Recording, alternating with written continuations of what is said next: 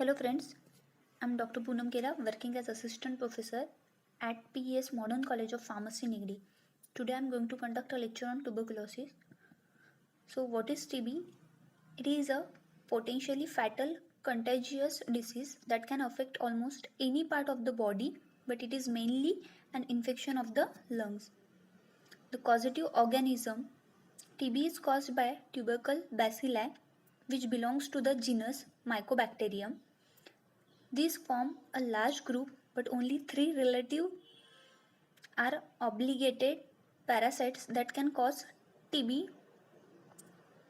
They are part of Mycobacterium tuberculosis complex. The Mycobacterium species includes Mycobacterium tuberculosis, Mycobacterium bovis, and Mycobacterium africanum. The TB is classified into two types, primary infection and secondary infection.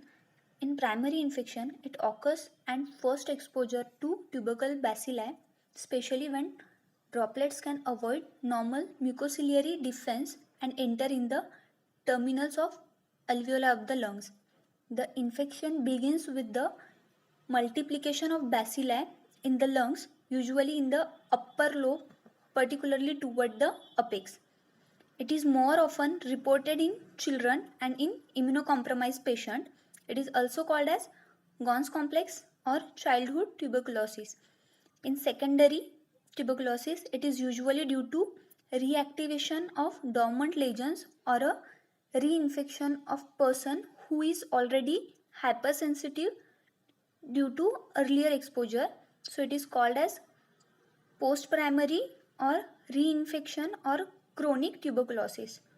Based upon anatomical involvement, it is classified into pulmonary and extrapulmonary tuberculosis. The pulmonary may be primary or secondary tuberculosis. The extrapulmonary, it indicates involvement of other organ than the lungs, which is pleura, lymph nodes, then pericardium, kidney, meninges, bones and joints, larynx, skin, intestine, peritoneum and eyes. The incubation period from infection to demonstrable primary lesions or significant tuberculin reaction ranges from 2 to 10 weeks. Latent infection may persist for a lifetime.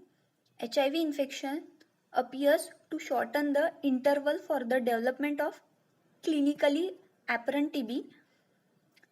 The transmission occurs through exposure to tubercle bacilli in air-borne droplets nuclei by the coughing or sneezing. In general, only the respiratory form of TB are infectious. Generally, when the mycobacterium enters into the alveoli of lungs, it starts primary infection if immune system fails to eliminate it. There may be three possibilities. First one is elimination, that is complete elimination of infection.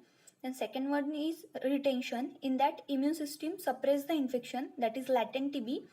It is totally asymptomatic. And third one is active infection, in that mycobacterium evades the immune response and separate the infection in the lungs tissue, that is active tuberculosis.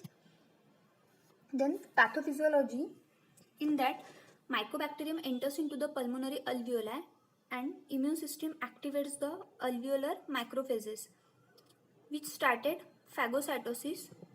This phagocytosis forms phagosomes. In normal condition, it fused, that is the phagosome fuse along with the lysosomes of macrophages and forms phagolysosomes. The pathogens is dissolved in acids of that phagolysosomes and finally get eliminated. But in tuberculosis, the phagosomes does not fuse with lysosomes because the fusion is inhibited. That's why mycobacterium is being protected inside the macrophages without detected by immune system. Then the bacteria replicate inside the macrophages, that is primary infection occurs. Then 3 weeks after the primary infection, cell mediated immunity activate and immune cell surrounds the site of infection and forms granuloma. Along with formation of granuloma, there is necrosis of the tissue at the site of infection, which is called as gone focus. Then when gone focus involve nearby lymph node, then it is called as gone complex, which is gradually fibrosis and calcification takes place, which is called as rank complex. There are two possibilities. First is the TB is completely eradicated, or second one is it may be stay for a dormant stage. When the patient get immunocompromised, then the person may suffer from the TB. The clinical manifestation is divided into two types. First one is pulmonary and second one is extrapulmonary. In pulmonary, fever, productive cough, usually more than 3 weeks, weight loss, loss of appetite, that is anorexia, weakness, night sweat, bloody sputum, that is hemoptysis, breathlessness is observed. Increase in production of sputum and night sweat is an indication of disease progression. Then extrapulmonary symptoms includes cystitis, pyelonephritis, lump in scrotum, sterility in women, peritonitis, arthritis, damage to coronary artery, meningitis. The other highly variable symptoms can appear based upon involvement of organ or system.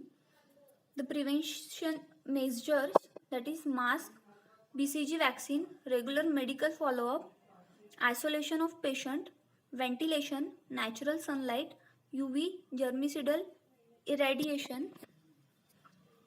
These are some tuberculin prevention that I have shown with the help of pictograms, that is personal hygiene, immunization, healthy lifestyle and environment. These are some references that I have used. Thank you so much for patient listening.